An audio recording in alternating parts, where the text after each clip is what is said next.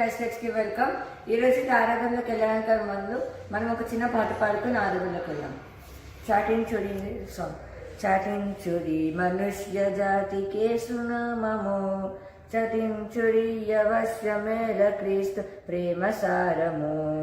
చటించుడి మనుష్య జాతికే సునామము, చటించుడి అవశ్యమేల క్రీస్తు ప్రేమ సారము.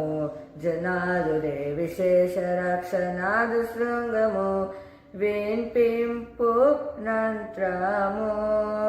చాటుదాము చాటుదాము చాటుదాము చాటుదాము చాటుదాము చాటుదాము శ్రీ యేసు నామము. సమీపమందు నుండెనేమో చావు కాలము, సదా నశించవేమి క్రీస్తు ప్రేమ సారము. వినంబులే విశేష రక్షణాదు శృంగము, వినిపించు రంత్రము. చాటుదాము చాటుదాము చాటుదాము చాటుదాము చాటుదాము చాటుదాము సత్య సువార్తను. Thank you. ప్రియ దేవుని సంగమా, ఇక సాయంకాల సమయంలో విశ్వాస సహితమైన ప్రేమ, దేవుని యొక్క ప్రేమ, ఇక మరి అంశం మీద మనం మాట్లాడుకున్నప్పుడు మన యొక్క జీవితాల్లో యథార్థకరమైన జీవితం అంటే దేవునికి ఇష్టమైన జీవితము యథార్థకరమైన జీవితం.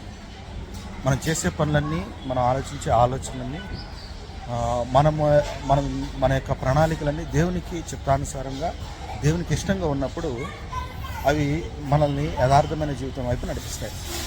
ఎప్పుడైతే మనం యథార్థమైన జీవితం కలిగి ఉంటామో అప్పుడు దేవుని యొక్క విశ్వాస సహితమైన ప్రేమ మన యొక్క జీవితాల్లో ఉంటుంది.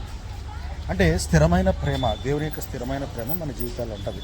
యేసేపు గారి యొక్క జీవితాన్ని మనం చూసినట్లయితే వారి యొక్క సహోదరులందరూ కూడా మరి అతన్ని విడిచిపెట్టి ఒక ఏమీ తెలియని అజ్ఞాతమైన ప్రదేశంలో అతన్ని ఒక గోతులో వేసేసినప్పుడు, ఒక కొత్త ప్రదేశంలో అతను ఉన్నప్పుడు కూడా యేసేపు గారు మరి దేవునికి ఇష్టమైన జీవితం జీవించడానికి ఇష్టమైన జీవితం జీవించడమే ఆయన తన యొక్క జీవితంలో పెట్టుకున్నాడు. కానీ అక్కడ ఉన్న పరిస్థితులను బట్టి బలహీనతలు లొంగిపోలేదు.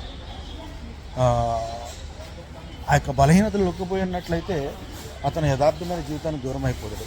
కానీ ఆయన ఆ యొక్క బలహీనతలు లొంగిపోకుండా యథార్థమైన జీవితము జీవిస్తూ అక్కడ క్రొత్త ప్రదేశం అయినప్పటికీ, అక్కడున్న జనాంగం అతనికి తెలియనప్పటికీ, మరి ఆ యొక్క జనాంగం మీద అధిపతిగా అతను దేవుని చేత ఎంచబడ్డాడు.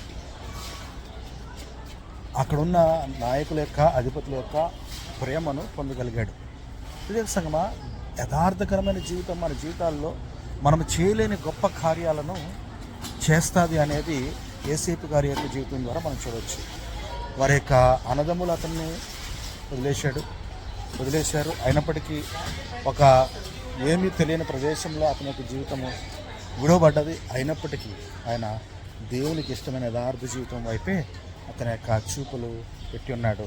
తద్వారా ఏమీ తెలియని ప్రదేశంలో, ఏమీ తెలియని జనాంగం మీద అతను అధికారిగా నియమించబడ్డాడు. కాబట్టి మనకి జీవితాల్లో కూడా మనము అందుకోలేని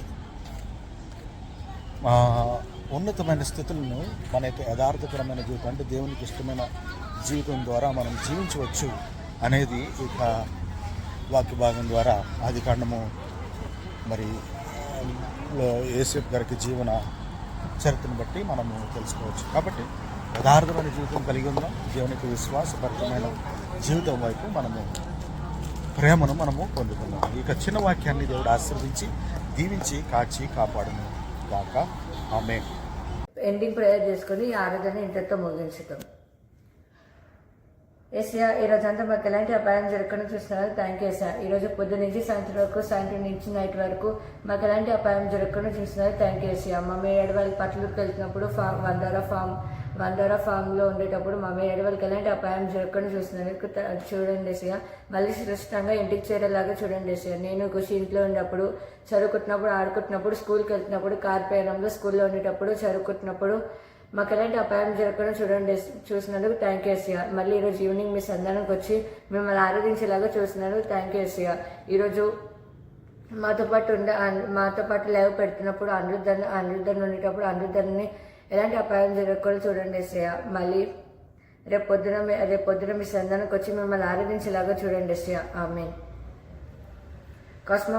ఈరోజు ఆరాధన ఇంతతో ముగించబడింది. Thank you.